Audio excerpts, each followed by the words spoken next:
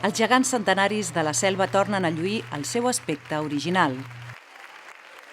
Després d'un procés de restauració de gairebé 2 anys de durada, el tupí i la tupina van abandonar el seu èxode provisional per tornar a la vila. La proposta, impulsada per la colla gegantera del poble, va sorgir arran de la voluntat de restituir l'aparença d'aquestes figures. El col·lectiu local va contactar amb la regidoria de festes per tal de presentar la seva proposta. Després d'obrir una convocatòria i d'avaluar els projectes presentats, es va atorgar la restauració d'aquestes figures centenàries a Judit Llop, escultora i llicenciada en Belles Arts. L'artista reusenca ja havia treballat en la reconstrucció dels nanos i el bou de l'Argentera. El primer impacte va ser molt xocant perquè realment estaven molt mal restaurats, molt mal pintats, estaven deteriorats i llavors, clar, vaig veure que hi havia molta feina, però em va engrescar molt perquè hi veia moltes possibilitats. L'origen del tupí i la tupina és incert, tot i que algunes fonts fixen la seva estrena als darrers anys del segle XIX. Les seves faccions grotesques fan suposar la poca professionalització de la persona que els va construir. Malgrat que inicialment els gegants representaven un moro i una pubilla catalana, sembla ser que en algun moment se'ls va convertir en rei i reina. El Florenci Andresini el que va fer va ser les corones i tot el que era el de plàstic, tot el que portaven ells de plàstic ho va fer Florenci Andresini. O sigui, però és que el de pintura no en tenim ni idea. La recerca d'informació i la consulta d'arxius va ser la primera tasca que van haver de dur a terme els impulsors de la iniciativa. Aquí a l'Ajuntament hem trobat molt poca cosa, a l'arxiu hem trobat molt poca cosa, hem trobat unes 4 o 5 fotos només. O sigui que per recuperar vam fer una crida al poble i també ens va arribar molt poca cosa perquè no hi ha fotos tampoc d'aquests gegants de tal com havien estat. Si trobàvem alguna imatge d'esquena, sabíem més o menys com tenien els pentinats o els vestits, vull dir, o els seus complements. A més, es va fer una crida per tal que totes aquelles persones que tinguessin documentació relacionada amb el tupí i la tupina la fessin arribar a la colla gegantera. Algunes d'aquestes referències van arribar des de fora de la vila. De prop de Barcelona, així, ens van fer arribar fotos que no sé com es deurien enterar que fèiem aquesta crida aquí al poble, però bé, doncs nosaltres vam quedar sobtats per això, perquè eren unes fotos bastant antigues de l'any 51, de l'any 52, que havien estat a Tarragona, a la plaça de Braus de Tarragona, i en una trobada que hi havia a Tarragona. Paral·lelament, Judit Llop iniciava els treballs de restauració al seu taller de Reus. Un dels moments més intensos de tot el procés es va viure en la primera etapa de la transformació. Quan estava decapant la pintura dels gegants, em vaig assabentar que els ulls eren de vidre. És a dir, originàriament els gegants centenaris tenien aquests ulls de vidre.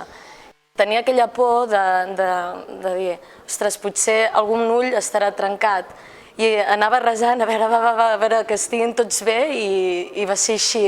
I llavors ja va ser el màxim.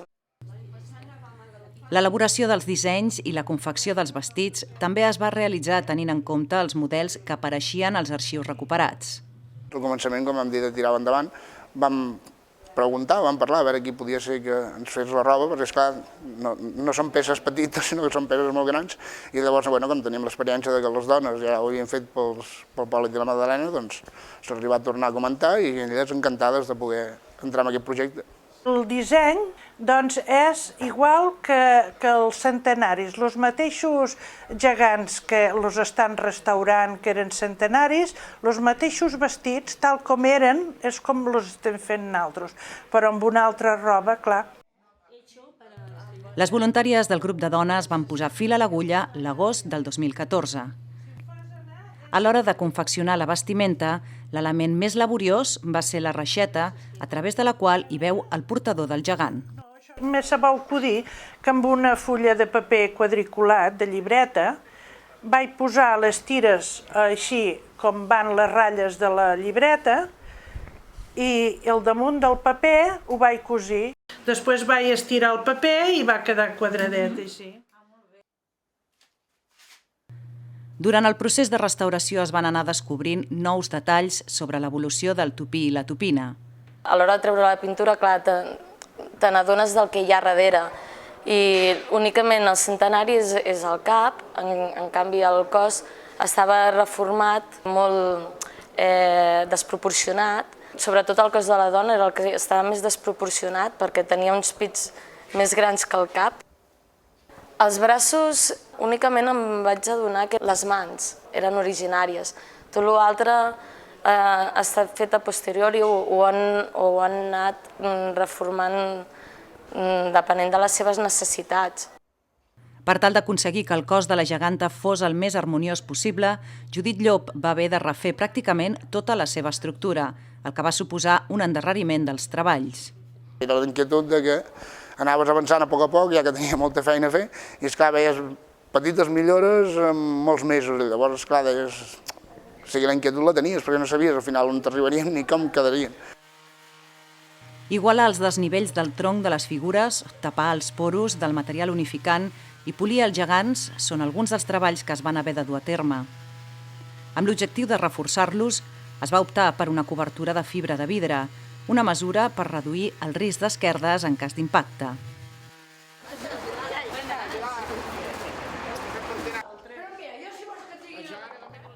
En els mesos que van durar aquestes feines, les modistes van desplaçar-se fins al taller de Judit Llop per realitzar diverses proves dels vestits.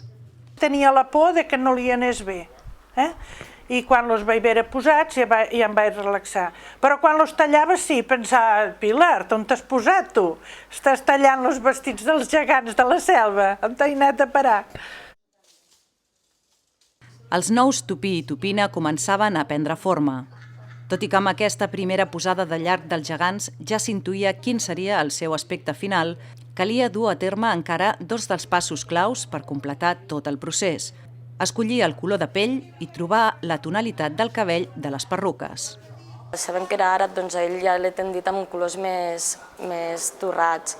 En canvi, ell, al saber que era una pubilla catalana, els colors de la pell ja són més rosadets, més d'aquí, més estiuencs. Nosaltres el que fem és que fem tot el casco del gegant, que ho fem amb un cap de fusta. Llavors, a partir de tenir tot el que és el casco que diem nosaltres, li cosim el cabell. L'Àngels Palomar forma part de la tercera generació familiar dels Demaret, un establiment centenari dedicat a la confecció de perruques i postissos teatrals situada a l'històric barri de Gràcia de Barcelona. Demaret ha elaborat els pentinats de diversos gegants, com per exemple els de Nou Barris o Sitges. A diferència de les figures més actuals, que acostumen a ser de grans dimensions, els caps del tupí i la tupina tenen mides similars a un crani humà. Això va permetre a les perruqueres treballar sobre models i concentrar les feines d'adaptació als gegants en un sol dia. Per nosaltres la dificultat més gran dels gegants és tenir el cap. Cada peluca, per això tenim tants caps, s'ha de posar amb el seu cap. En el cas d'aquests gegants s'ha pogut fer així perquè tenen uns caps petits.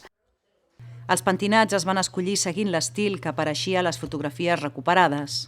S'ha tallat, se li ha donat forma, s'ha fet igual que una senyora va a la peluqueria, se li han posat rulos, s'ha marcat i s'ha pentinat.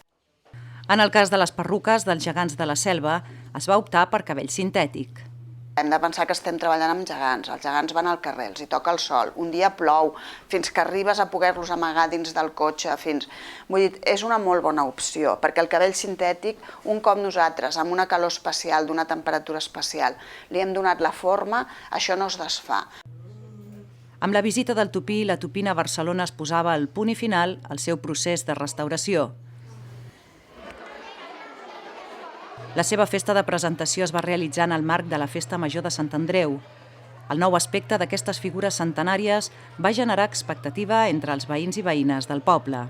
Tal com estaven abans, doncs la gent ja més o menys els agradaven i tal, però jo crec que ara amb aquest canvi jo crec que han guanyat ells i ha guanyat el poble també, no? I creiem que la gent doncs ara ja sí que se'ls sentirà més seus.